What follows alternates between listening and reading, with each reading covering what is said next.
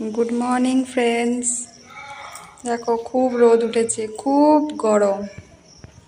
আর গাছে খুব কম ফুল ফুটেছে এত গরমের জন্য।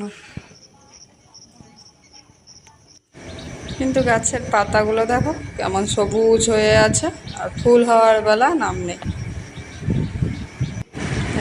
আর কেমন জঙ্গলে ভর্তি হয়ে গেছে দেখো, যত পরিষ্কার করা হয় জঙ্গল আর সাফ হয় না। আর এই যে ফুলটা দেখছো, কি ফুল বলো তো বন্ধুরা? এই ফুলটা আমার ফেভারিট ফুল।